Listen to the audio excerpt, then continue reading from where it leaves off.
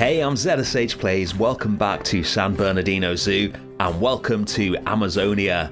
Yes, that's right, we've got a whole new area to build in the zoo today. I'm so excited to get started on it. I've also done this and put all the areas in the zoo onto the map so we know what we're going to be building. And as you can see, there is a lot of work to get through. So let's move the drone into position and I'll tell you about the plans for Amazonia. This is going to be the most complex multi-habitat environment that I've created, I think. We're going to have an Amazon-style river with a bridge running across the top of it for the guests, and they're going to be surrounded by animals. So to the left, they will have capybara. To the right, they will have caiman and giant otter, and then running over their heads and appearing to move between all the habitats will be capuchins. So I've dug a big hole, filled it with water, and now we're going to run a path across the top of it between the habitats for the guests to walk on, like so. You can see the habitats to the left and the right. And then we're going to use the flatten to terrace tool to create shallow areas at the edge of the hole where the water will just slightly cover the land, which is good for the capybara and the caiman, etc. So they can sort of paddle around or bask in the shallows and you don't get like a hard edge at the end of the water, which you don't want. We'll smooth that off as well and then put the water back in, and you can see there that is looking a lot better, or it will do once I get rid of all the grass and everything else. And if we zoom out, you can see the whole area here. The boxes are basically the minimum sizes for the animals, and that's not the exact shape of the habitat. And the big square one you can see in the top left is going to be for jaguar. We'll keep that separated from the actual river walk. So let's get building then. So we're going to be using null barriers for everything in this area. You're going to see a weird shape here. That's going to allow us to have the main feature that I want for this set of habitats, which is that the capuchins can climb on ropes above the guests' heads and get to various different areas. This area here is going to be their shelter. We're going to fill it with enrichment items to give the capuchins a reason to climb and come over here. We're going to raise it up as well to put a bit of variety into the terrain. And these fake trees that I'm making are going to be how the capuchins get between the habitat that they share with the capybara and their own little private area away from the guests to view. I got the idea for this from the Auckland Zoo, which have an orangutan habitat where they have these giant steel trees which enable the orangutan to climb so high over the guests and all over this massive habitat that they have. It looks absolutely amazing. Check it out. I've sort of adapted it for capuchins here because, well, we all know what the orangutans in this game are like. The capuchins do a lot more climbing, so I thought it'd be more suitable for them. So we're just going to use loads of the fake trees and combine them together. This is not supposed to look like a real tree, by the way. It's supposed to be a fake tree in the zoo. We're going to have loads of them scattered around so the capuchins can climb everywhere they like.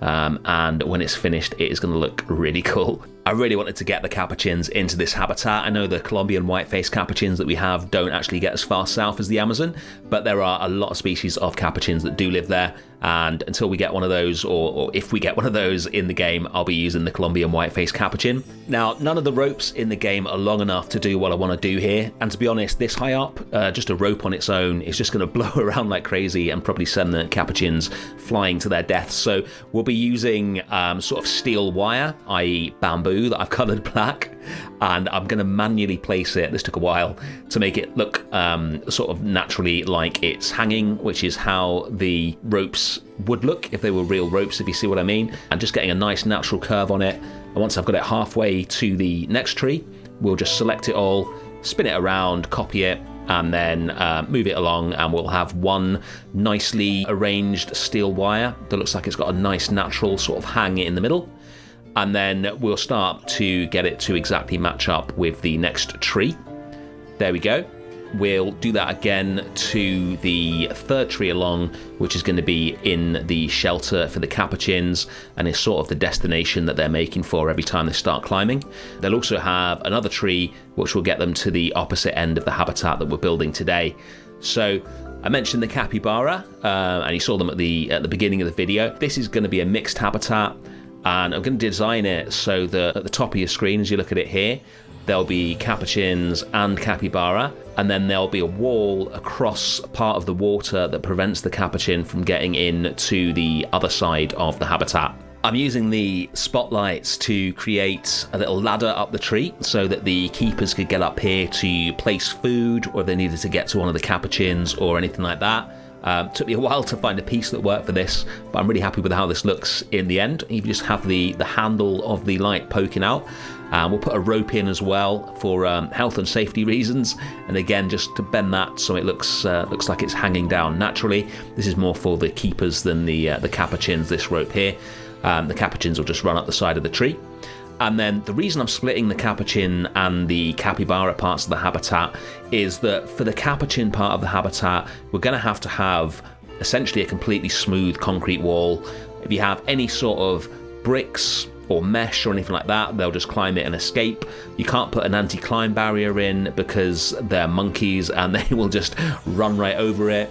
I've put some hot wire in here as a sort of secondary barrier, but you can't rely on that because they will just work out how to go under it or jump over it if they need to. So you need a completely smooth concrete wall, and that way they can't climb it. But I'm going to put a lot of work into decorating the wall to make it look as attractive as possible. But really, concrete isn't ideal. You'd want something that looks more natural or more attractive, and that is what we're going to do in the rest of the habitat where the capybara are. Obviously not exactly known for their climbing, so we're going to be using mud walls for this. I was going to make my own mud walls for the first time.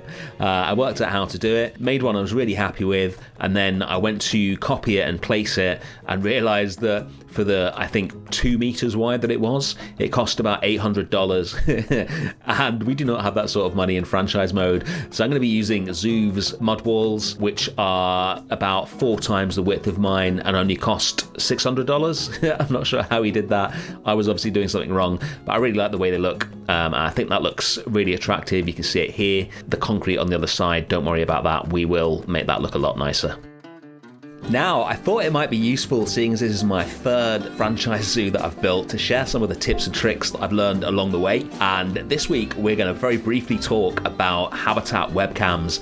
These things are amazing. Add one of these into your habitats and it adds 1/4 of a star to your zoo's marketing rating, and they only cost $150. So if you put 5 of these in, then that's going to increase your marketing rating by the same amount as paying for a $1,000 a year low impact marketing campaign for less money. And in franchise mode, that is always good. I hope you found that useful. Let's move back to the build now. So you can see the capuchin trees are all in. I cannot wait to see them running across here.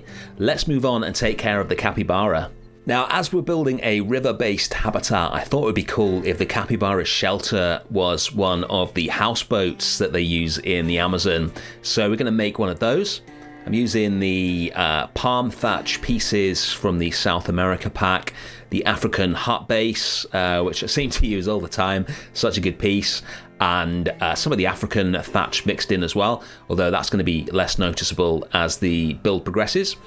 And we're going to have it floating, well, the floor will be made of small logs and then it'll be floating on big logs. This is based on a photo that I found. Doesn't need to be super detailed. It's going to be at the back of the habitat, but I think it's going to provide a really nice backdrop and really set the scene for the Amazonian feel that we're going to be going for here.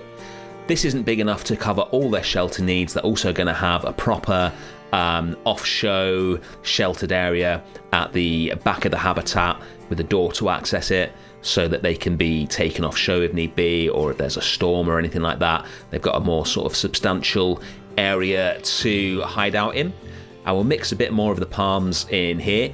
I really like how these palm pieces look. I don't think I've ever used them before. I think I've used the African palms once, and I don't think I've ever used the South American palms before, but they look nice. I like the bamboo that is their sort of structural support as well. And once we get enough of them mixed in, we will put a little ramp. This is going to be on the water, obviously, with it being a boat. And so we'll put a ramp in so that the capybara can swim up to this. And then where it gets shallower here, they can get up and into the shelter. We'll put one of the boats next to it, another piece I don't think I've ever used. And then we'll use their sleeping platforms to line the bottom of it, which will encourage them to sleep here and also looks really nice. Nice contrast with the darker wood of the hut base. copy this across so it's covering the whole floor. We'll put a bit more decoration in here later, but for now, let's move on and do some planting. So I'm going to hide these Scaevola bushes. If you hide them so they're just sort of poking out of the wall a little bit, then it looks like they're sort of growing around the margins of the habitat. I really like that look, and we'll get them to go into the water as well. Got some Amazonian water lilies in. Capybara eat plants, that's what they eat. According to my researches, they don't eat Amazonian water lilies. If you know any different, let me know in the comments. And then we're gonna make ourselves a monkey-proof sprinkler. So if you use a sprinkler in a monkey habitat, for about 30 seconds, you'll have some very happy monkeys, and then you will have no sprinkler because they'll tear it to pieces to find out how it works.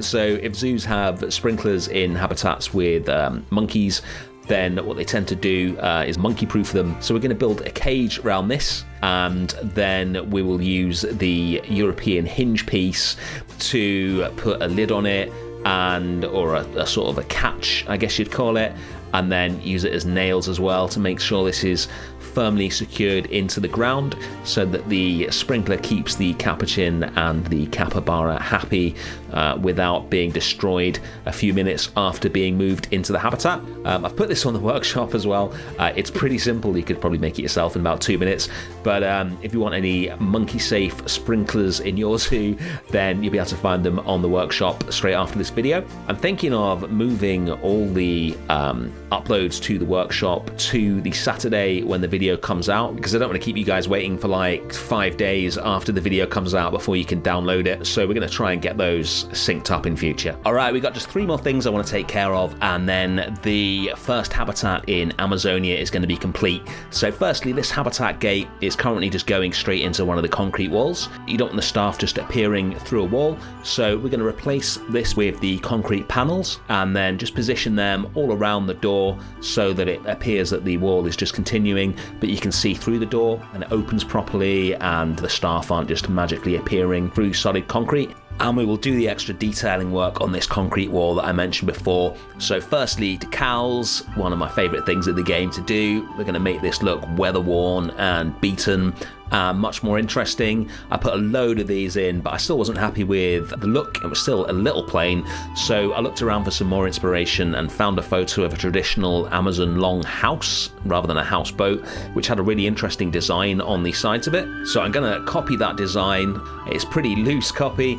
It's kind of hard to do the traditional artwork using these pieces. This is an approximation of what it looked like. We'll put a nice bit of sort of what looks like a painted wall behind it, and then when you sink the pieces into the wall and they start breaking up, you get this really nice effect like it's an old painting. Onto the final stage. So these habitat education boards are the bane of my life in franchise mode.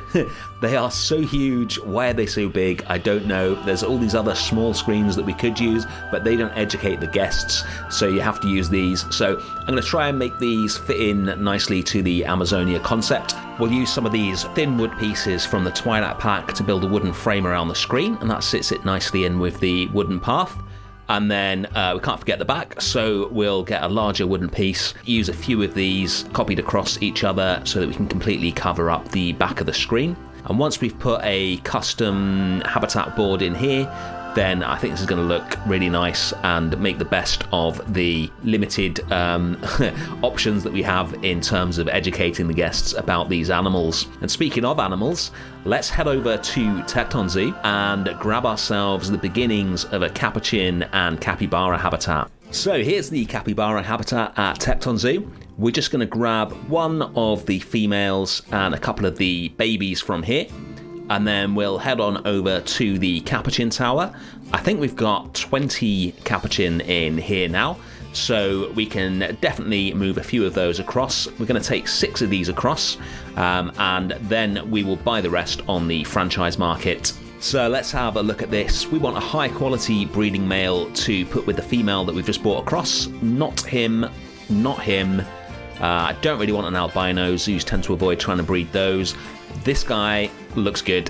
Let's get Roberto into his new home. We'll get some capuchin as well. And let's take a look at the finished habitat. Here's Roberto in his new home, having a little paddle. This is Tara enjoying the enrichment item. And here we have the Capuchins. I cannot even tell you how long it took to get the climbing working in this habitat, but I got there in the end. I am so happy with it. The way they climb over the tops of the guests on the path, going to and from the little shelter, and the way they interact with the capybara and the fact that you can see them both in there. It's just such a cool habitat. I'm really excited to finish the rest of this area. I'm not going to show you too much of the Capuchins because the views from up where they spend most of their time are not great, with nothing else being completed yet, but we'll take a proper look at those when we have Amazonia finished. In the next episode, we're going to put both species of caiman on the other side of the path. Thank you so much for watching as always, and I'll see you again soon. Bye.